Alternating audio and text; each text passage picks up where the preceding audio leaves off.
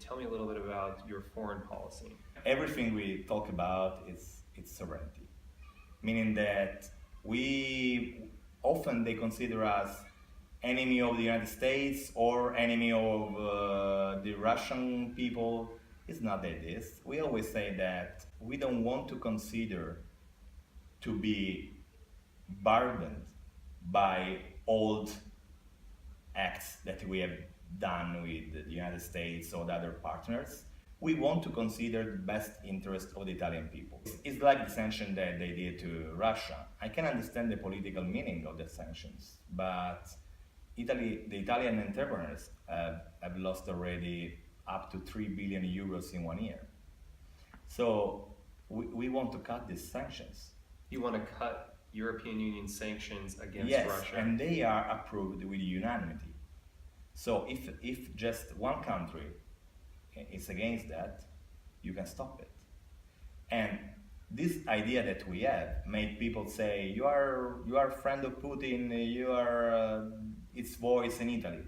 It's not like this. In the same time, we say that we want to have very good relationship with the United States because you are the first partners that we have in any sense, business and all the other parts. But sanctions are there for a reason. I mean, they're a diplomatic tool, aren't they? It's not just the economic interests of a country that you take into consideration. It's the idea that you might incentivize someone to stop doing something. So in order for Italy to pull, or in order for the European Union to cut those sanctions, shouldn't Russia stop doing the thing that kind of got them in the problem to begin with? Sanctions are never impacting the leaders.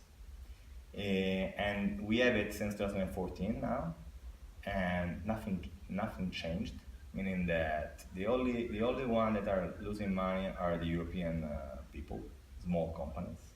Italy's made 94% of very small companies that are losing a lot of money. And if you want to have a real impact on these big players like Mr. Putin or whoever in the world, you have to act at a different level on the agreements that you do. I will tell you something. We have the sanctions against Russia. In the meanwhile, we are making the TAP. The TAP is a big pipeline for the gas coming from Azerbaijan. Azerbaijan takes the gas from Russia. So at the very end, we are still taking gas from Russia. So when you do something like this, you can make all the sanctions that you want. They never works. I mean, you have to be smart in the way you act. They did something that was just a demonstration of power. Europe against Russia. And Russia is winning because they just moved all the contracts to South Africa and the Middle East countries. They are proud of what they are doing. They are working very well. We are losing money, so it makes no sense. What about then instruments like NATO? I mean, you could argue that NATO is bad for business because it doesn't really warm relations between Western countries and Russia. How do you feel about NATO? That's another part of the problem that we had with Russia. NATO is a problem?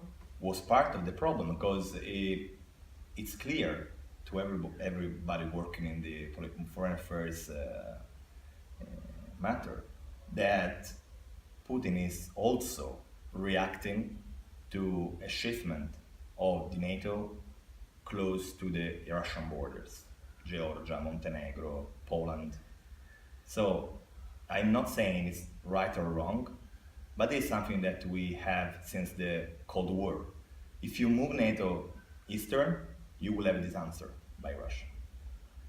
I think, and we have also a proposal law about that, we don't want to get rid of NATO, but we want to reform it. Meaning that since the NATO was born, it changed also its constituency, but we never made the parliament voting about the new constituency of the NATO. And they moved from the concept of a defending system to the concept that was pretty clear during the Libya war of pre-defense war. So we act before they attack us. Makes no sense.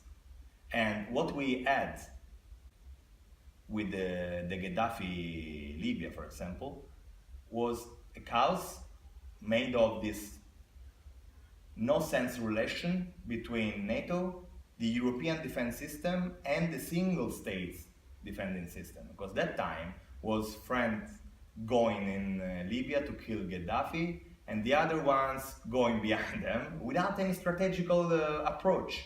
So I think that obviously we need a defense system, but it has to be strategic. It has to be clear who is able to decide what. And instead, nowadays it looks like, okay, if the United States president says we gotta go there, we will follow him. If French say we gotta go there, we will follow him. It makes no sense like this. I mean, we have to be strategic. Okay, last thing, because I know you have to go. Why is Beppe Grillo an admirer of Donald Trump? He's not an admirer of Donald Trump. This same argument was taken when we supported the Farage campaign for the Brexit. The meaning of our speech about Trump was that he made this campaign having against him the full establishment system. I mean, going from the Hollywood stars to all the media, I would say, and everybody was really against him. And he made it. And he made it why? Because if you look at the voters of Trump, mostly of them were coming from the poorest part of the states, of the areas where they are not proud to be a New Yorker, mostly. Not obviously, not 100%.